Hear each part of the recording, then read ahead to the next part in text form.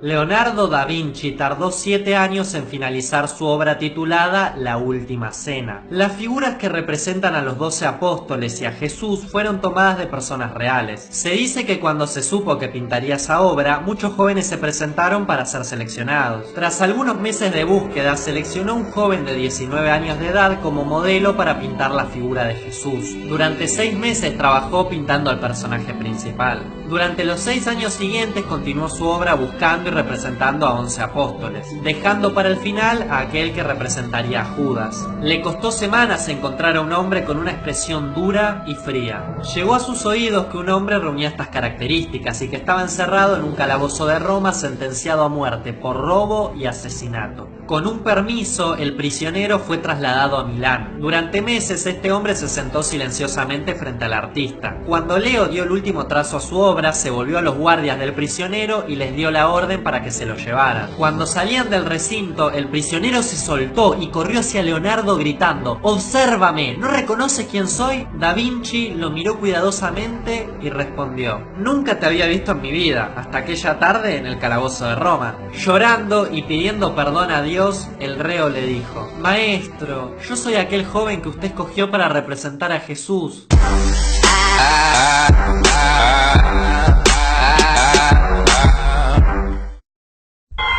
Leonardo di Ser Piero da Vinci, Leo da Vinci para los amigos, fue un polímata florentino del Renacimiento italiano nacido el 15 de abril de 1452 en Vinci. Todos nosotros principalmente lo conocemos como un pintor excelente, pero a la vez también invertía su tiempo en otras cosas, ya que en la historia se lo conoce además como anatomista, arquitecto, paleontólogo, artista, botánico, científico, escritor, escultor, filósofo, ingeniero, inventor, músico, poeta y urbanista. Por eso, esto es 5 hechos Da Vinci.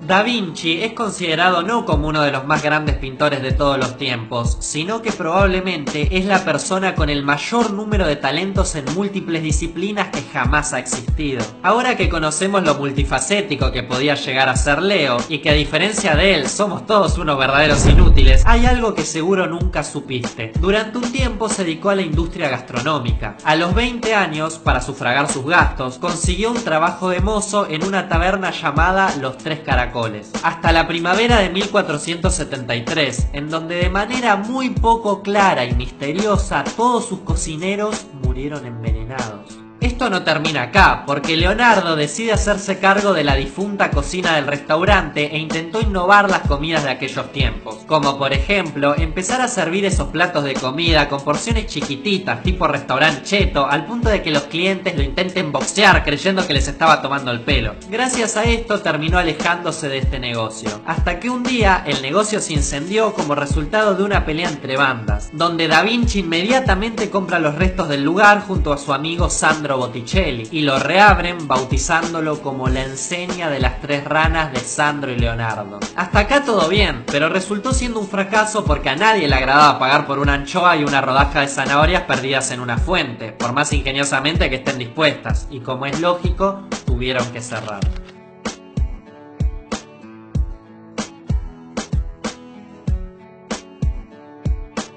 Según la historia, una vez escribió entre sus notas un relato que contaba un sueño recurrente que solía tener y que posteriormente se dio a conocer, y decía así: «En el más lejano recuerdo de mi niñez surge en mi memoria el hecho de que, encontrándome todavía en la cuna, vino sobre mí un ave. Me abrió la boca con su cola y repetidamente me golpeó con esta cola entre los labios. Es posible que estuviera indicándome mi destino». Cuando Freud escribió un recuerdo sobre la infancia de Leonardo da Vinci, consideró que ese Milano era de verdad un buitre dedicado a matar gallinas vivas, y lo identificó con Ser Piero, padre de Leonardo, pues había atacado a la indefensa Caterina para dejarla embarazada de Leonardo y más tarde, cuando la convino, arrebatarle el hijo sin dar muestras de piedad. En este sueño late una realidad mucho más sutil, la imposibilidad de Leonardo para relacionarse sentimentalmente con las mujeres. Las conocerá como nadie, sin embargo, jamás tendría ni siquiera una novia. Aunque aunque sí sufriría un desconsuelo amoroso. De lo que no cabe la menor duda es que ese Milano introdujo en la mente del niño la idea de que no era como los demás. Su destino en nada se debía parecer al de los demás, poseía las alas de la imaginación, a las que ayudaría con unas piernas, unos brazos y una mente siempre activa.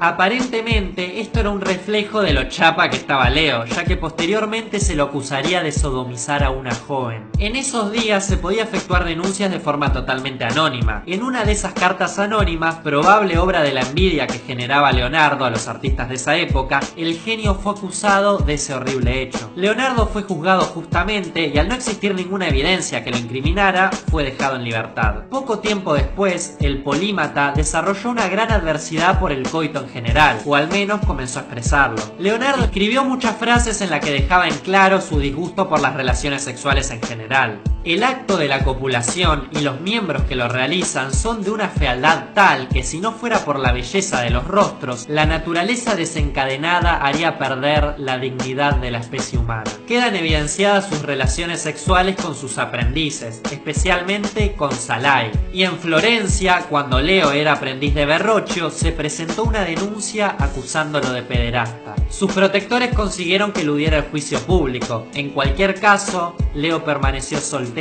y sin hijos.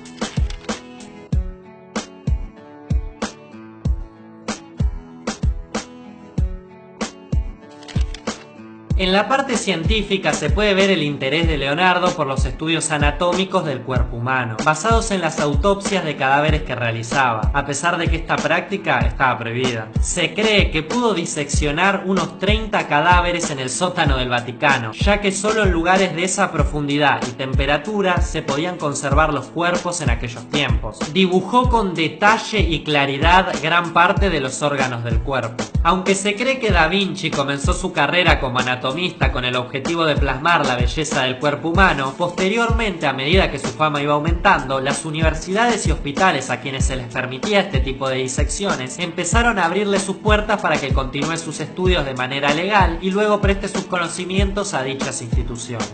Así fue como de a poco Leonardo pasó de ser un pintor de habilidades indiscutibles a un hombre de ciencias.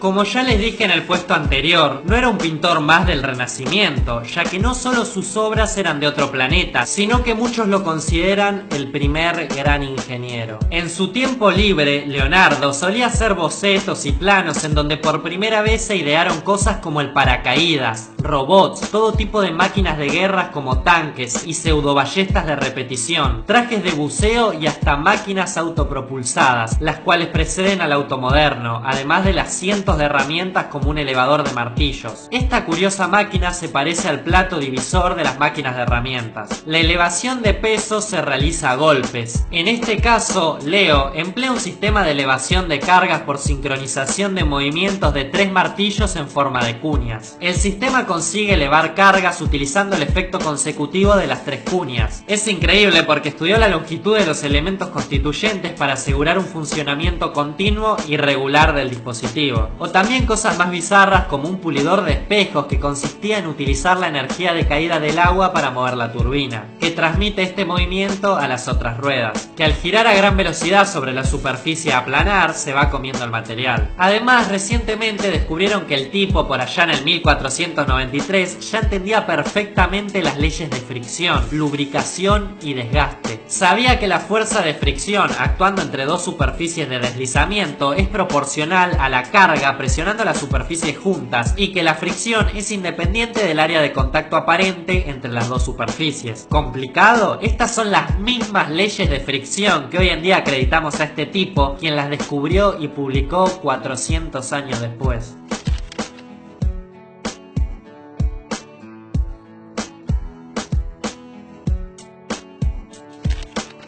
Contra la creencia de muchos, la mayor parte de las pinturas y demás obras de Leonardo da Vinci quedaron incompletas. No resulta extraño si tenemos en cuenta que además de pintor, era escultor, arquitecto y científico. Pero esto no quita el hecho de que muchas de estas obras fueran comercializadas tiempo después, ya que al parecer valía más la firma del artista que la obra en sí, que aún sin terminar seguían siendo indiscutibles cátedras artísticas tales como Santa Ana, la Virgen y el Niño con el Cordero y San Jerónimo Penitente. Además, muchísimos inventos creados mediante su faceta de ingeniero quedaron olvidados en el tiempo como simples delirios de un loco. Algunos hasta tardaron 400 años en ver la luz, presentadas como grandes innovaciones, y Leo las había creado 4 siglos atrás. Sobra decir que en algunos casos, el crédito de muchos de estos inventos no fueron atribuidos a él, sino hasta nuestros días. Hay algunos que hasta le atribuyen este conocimiento a extraterrestres debido a un supuesto retiro señalado por algunas fuentes, en donde no se supo absolutamente nada de Leo durante unos cuantos años, donde supuestamente marcó un antes y un después en su vida, en lo que al conocimiento se refiere.